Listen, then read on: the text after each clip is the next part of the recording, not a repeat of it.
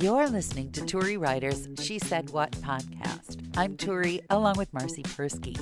This weekend, Marci escapes her duty as the rescuer of every kitten in Arizona and heads to a music festival. But along with snacks and a good book, she may need to pack a blindfold. Somebody helpfully sent me some little article on how to know when to call it quits on your podcast. And I'm like, what? She didn't mean it. It was in with a bunch of other seminars and things that were being offered. I don't think it was intended personally. No. I hope she didn't mean it.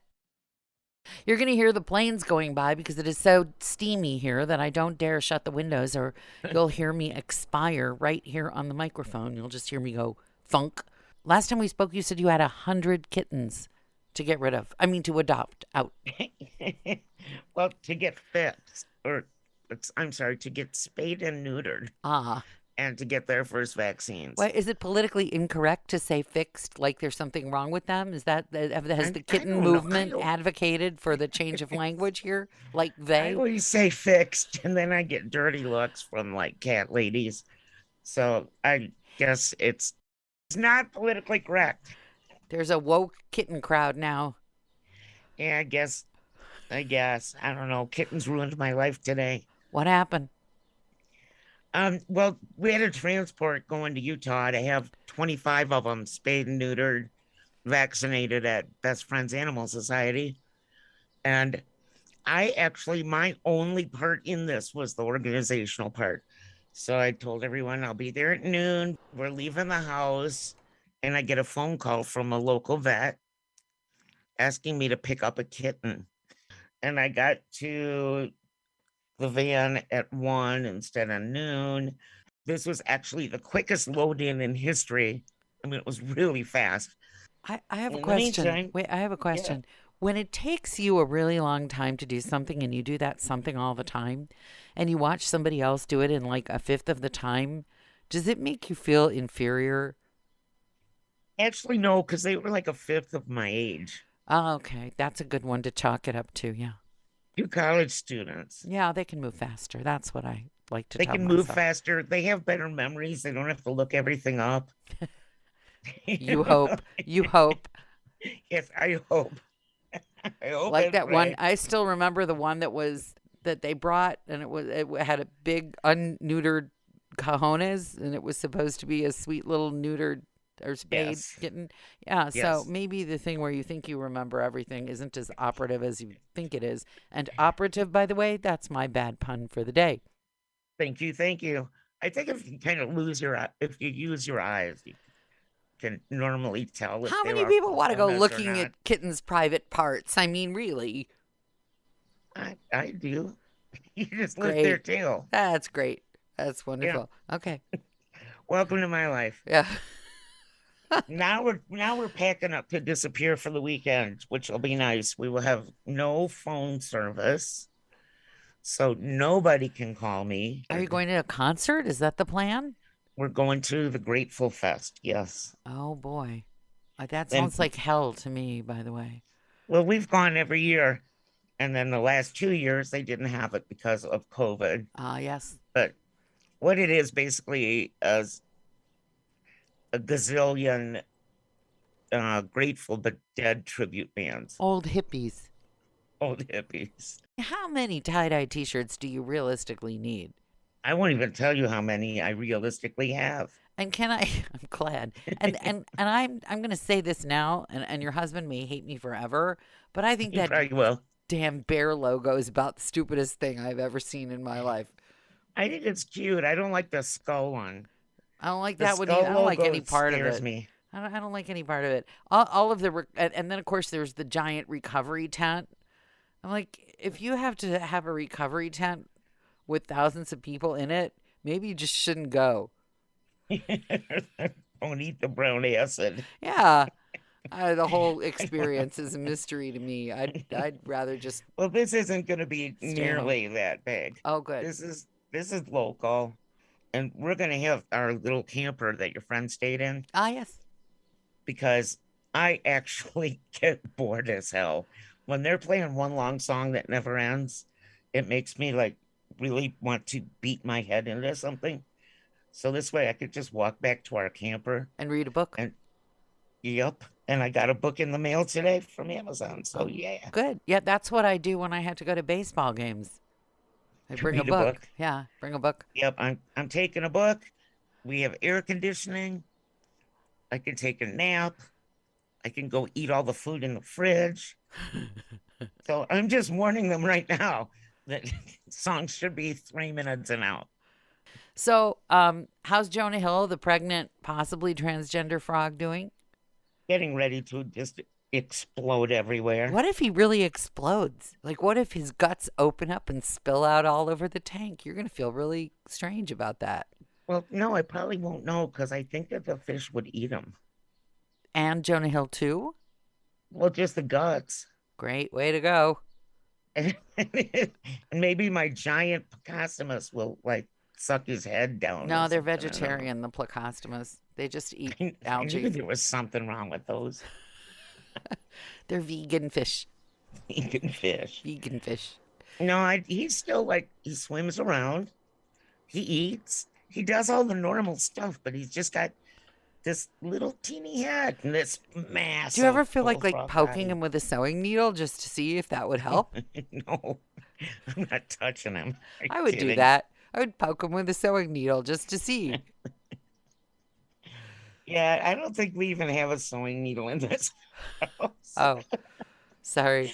This is the house where you wear your holes. Don't y'all go to hotels where they have the little sewing kits that you can pilfer? Well, yeah, but I never take them because I don't sew anything. Ah, okay. All right. Well, Holes are fashionable. again, sort of. Always out here. 'Cause who's out here to see you? Can I just say that while we're on the subject of holes in clothing, I was very excited to see this nice line of lingerie at a certain store I will not name.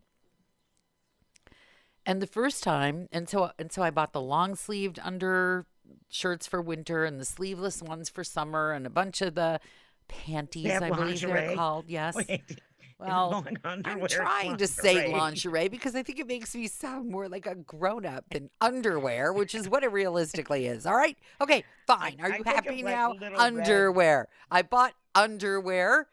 Okay. And if you really want to just take me down a few pegs and shame me before the nations, I bought it at Costco. Okay? Okay? You All could right? say- you You could happy say now? skivvies. I think Costco sells skivvies. So they sell a bunch of fancy little things, and they sold these, and they were really comfortable, but they started self-destructing, and I thought maybe I just got fat. Maybe this fabric just disintegrates because I gained weight, even though I don't think I've gained any weight. But maybe I got holes in the underwear from just sitting on my can all day. I don't know. And then the long-sleeved winter one got a hole right underneath my brassiere. It's the fabric. They've got a self-destructing fabric. It's like something out of Mission Impossible. You wear the thing 5 times and it just starts to disintegrate on your body until Maybe you eventually. should upgrade to Kmart. Here's my theory. The engineers, because there are fabric engineers and designers of this line, I think they secretly want all of us to be wearing little crop top things and little bikini things. And so the fabric is just going to start to melt away until all I'm left with is a G-string and a crop top. And then I'll throw it out anyhow. I saw a woman Oh, no. walking down the street, Mhm. pretty much our age, Mhm. in a crop top. I know some women our age who would look hot in a crop top. Well, it annoyed the crap out of me. Well, did she have I a just really feel- fit physique? I mean, I really do know women our Oh, age no. who look like they spend their lives in the gym. No, and she they, looks us. like she just had a baby or something, and she didn't. But I found myself judging people for what they wear. Yep. It's a bad feeling. Me of all people. We have internalized our self-loathing, and we are now doling it out onto other women. And what It's kind of gotta be- feminists are we? What kind, I ask you? I know, because I was thinking, what the heck? And then I went, why am I thinking what the heck? Look at the crap I wear. But I don't wear crop tops. Did you wear Ever. crop tops in high school and college? I did. I don't think that they had them back then. Well, they weren't called crop tops, but I literally had shirts that had like long silky sleeves and kind of like a Band-Aid thing across the front. I had stuff that looked like it came from Fredericks of Hollywood, and I believe some of it may have actually come from Fredericks of Hollywood. I bought stuff on Melrose in LA that had very expensive holes in very expensive places and showed parts of my body that only my husband has seen for years and years and years. So, and Yeah, the lady my in the parents were locker pretty room. strict about that stuff. I remember rolling my skirts up at the bus stop, Mm. rolling them at the waist to make them shorter above the knee. In high school? Yep. I think my parents didn't notice what I was wearing in high school. I was never seen by them. I got up My mom after was they a left, teacher. and I came home after they were asleep, and they had absolutely no idea what I was wearing until one day my mother said, you really should wear a bra. And I believe that was about the only conversation we ever had about clothing.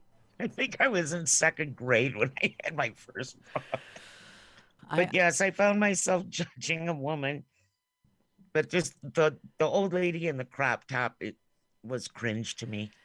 your podcasting partner is equally judgy about very large women in their 20s wearing skimpy clothing. There are women walking around in clothing where my first instinct is, oh my gosh, can I wrap you in something, darling? Have you just fled from a burning building and this was all you had on, or what? I mean, We I've sound like my mom's old biddies. That's what my that's dad used right. to call That's right. my mom's mahjong friends, the old biddies. This is my point exactly. So it's not the age of the women, it's that we have all internalized exactly who should be wearing skimpy little outfits. And in my head, intellectually, I know that I should applaud a woman who weighs 230 pounds, most of it on her backside, who feels like wearing booty shorts. I know that I should support her in this. I'm ashamed of myself. And then at the same time, I wish I was like those horses in Central Park that have blinders on. I don't want to look at that, really. See, a lot of times I look and I think I wish I was brave enough to do that. No, you don't think that. Sometimes, yeah. Really? It depends. Not with the crop top. Why But the if I booty had, shorts are why are the booty shorts okay and the crop top no? Because you had teeny well, butt, that's why. right, I have no booty. I Right. If absolutely you had none. a really sizable backside, I mean an ample, I mean a backside that literally could be measured with a yardstick, as women in my neighborhood sometimes do, you would not wish to be wearing those clothing. I would wear That bike shorts, probably something very stretchy. That's what they wear. I would wear something from REI, like a tent with a hole cut in the top of it. That's what I would wear. I actually have several of those. I remember when I worked at a certain radio station, and I went to go cover a weekend concert at a nudist colony. A what? You did a what? You had to It do was a what? weekend concert at a nudist Okay, camp where do you wear your press in, credential in for that? southwestern Lower Michigan. I was not naked, therefore I could judge. And they had famous bands like Loverboy and Guess Who. I mean, they were like, Real this was, ones or a cover while one? You back. should pardon the expression, a No, cover band like no, many of. these were the real bands, and the drummer from Loverboy actually drummed naked. That had to hurt. But the two things that stand out in my mind were naked old guys riding bikes. That has to And hurt. I would think so, but there was a ton of them.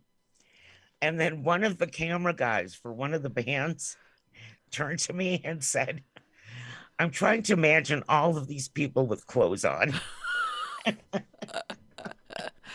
That's probably good for your sanity if you can do that. If Yeah, I mean, it was just the opposite. So this But was yes, like a nudist it's frightening. colony. This was like a Yeah, or a nudist camp nudist where people would pay to go there. and take their clothes off. Yeah, and most of them were somewhere between 70 and 110.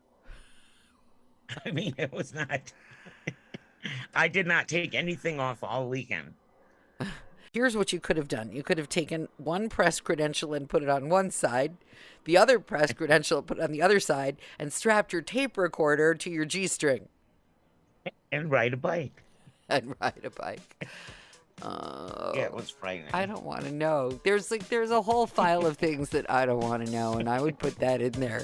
That should be in the I don't want to know file. Well, now you know. Alas.